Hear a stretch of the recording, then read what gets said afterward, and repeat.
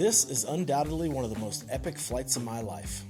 On this leg of my trip, I launch out of Nampa, Idaho, and I set my sights on Sacramento, ready for the big push north. I meet up with a new friend in California, and we follow rivers and ridges, landed on gravel bars, and crossed some of the wildest scenery. Shasta, Castle Crags, Crater Lake, all with quick stops at hidden strips and quirky FBOs. Our eventual destination is Ellensburg, Washington, to meet up with the Alaska crew, but my plane has other plans.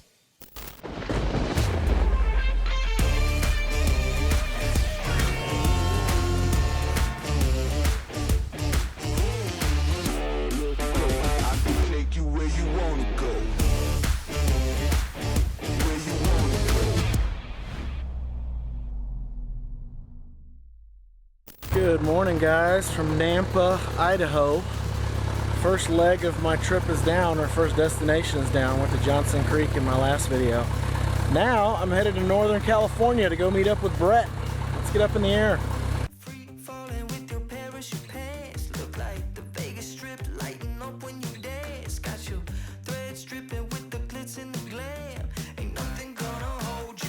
Sunrise in Treasure Valley.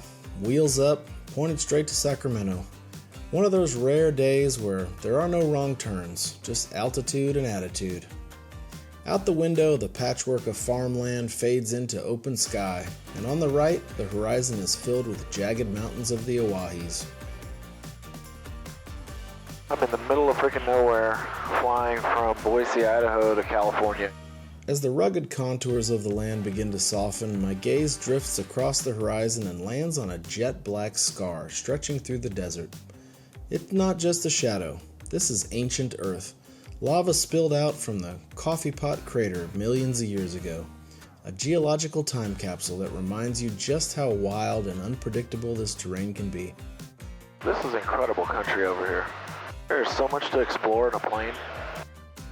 So many places you can land. California comes up fast. Deserts fade to broken lakes and cascade peaks. I drop into Susanville for some fuel and then punch through the rugged mountains to Sacramento Valley, a patchwork of farmland as far as you can see. You got it like that. You got it, yeah, yeah, you got it like that. You got it, yeah, yeah, you got it like. You got it, yeah, yeah, you got it like that. And you got it like that. Well, good morning from Sacramento. I made it here to Northern California to meet up with a friend of mine that I'd actually never met face to face. You guys might recognize this guy, and you also might recognize his plane. Hey. Brett, the Hawk Wagon. What's up, buddy? What's up, dude? How are Good you? to see you. Yeah. Good to see you. Yeah. You ready to What do up? some flying? Absolutely. What are we getting into today? I think we're gonna go up past like Klamath Falls, Crater Lake, Nice. and then kind of end up hopefully somewhere on the Pacific Northwest on a gravel bar. Sounds amazing. I think we should drop down over like Wizard Island and go see what it's all yeah. about. Absolutely. Ready to get up in the air? I'm always ready. Let's do it, man. Let's do it. All right.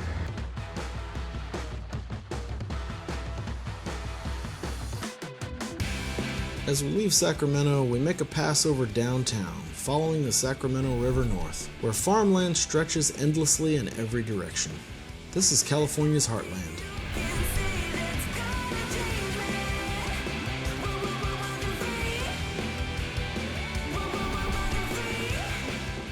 We spot a few gravel bars along the way, but one in particular stands out, wide and open, with plenty of room for error. Loaded down as we are, it feels like the smart choice, rather than pushing our luck on something tighter.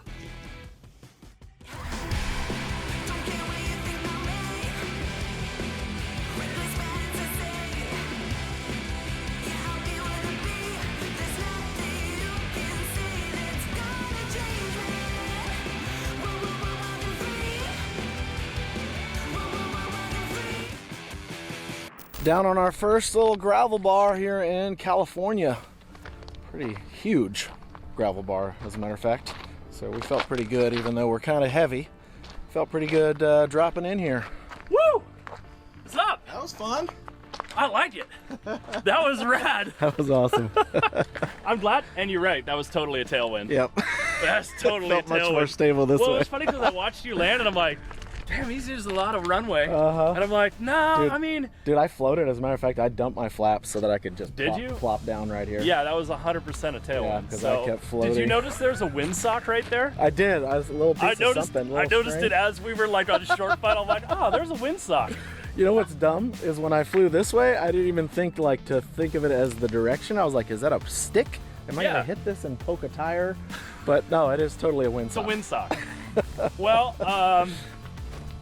we made it. Yeah, we did. I mean, with room to spare for the most part. I mean, we both had room. I'm calling this a win. Yep. The birds are just like, what in the hell? What are these things? This is great. I won't stop until you're down in your grave with a couple of your friends to keep you company. At the moment's notice, I'll be swinging the blade, saying, look at this beautiful mess I made. When the enemy is out your door, you better hold that line. When you find out what they're looking for, you better roll the dice. Continuing north, we fly over Lake Shasta, its long fingers stretching into hidden coves and winding canyons. Shortly beyond that, the Castle Crags rise jagged and wild, twisting in the late morning heat. At 14,162 feet, Mount Shasta looms ahead, an old volcano holding its ground against time. We pass right over Black Butte, which sits just to the west. Our next stop is Klamath Falls for fuel, where we come across a great find, a new FBO called RMC Aviation. It's tucked inside the old Klamath Falls air tanker base, with history in every corner. If you're ever in the area, it's a good place to top off, swap a few stories, and shake hands with people who know their airplanes. Back in the air, we head for Crater Lake. The ground falls away, revealing cliffs wrapped around a pool of blue so deep it barely looks real. There's still a trace of snow on the rim, and the water is so clear it feels almost unreal, like nothing else you'll ever see. No camera can capture it, but that's fine. Some sights are meant to stay with you, not on a screen.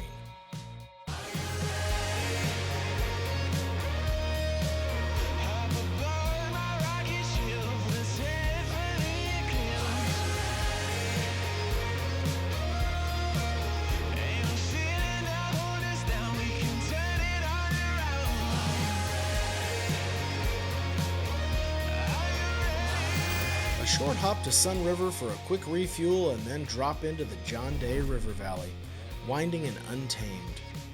Down here, time stretches out. Checker Flats makes for another backcountry pit stop.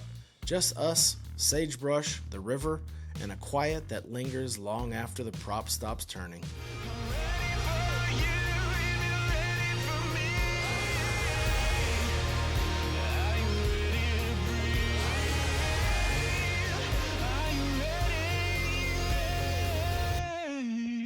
I think today I have successfully landed probably two of the worst landings I've ever made in the Kitfox. Oh, yeah? I landed so hard I lost my landing light cover. No shit. But we did it. We did it. This gusty ass wind. We just bagged an Oregon one. Oh man.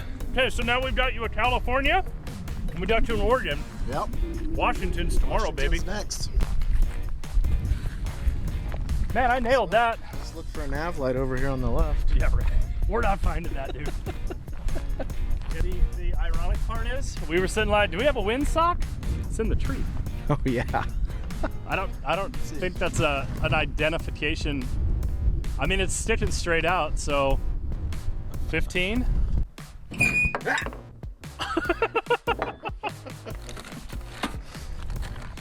Do you look at my house? Yeah. How about you want to do fishing? Hey, sure. They leave a pole? They do actually. There's one leaning up there. Oh yeah, look at that. Do you have your Oregon fishing license? Don't. See?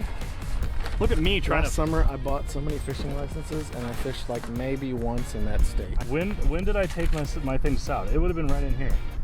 Man, that wind is nuts. Yeah, we should probably get out of here. Well, I'm worried there's a storm. Look at these clouds. Oh, yeah, you are not wrong. That might be a frontal passage. we just get out of here before it gets bad? That's a good idea. All right.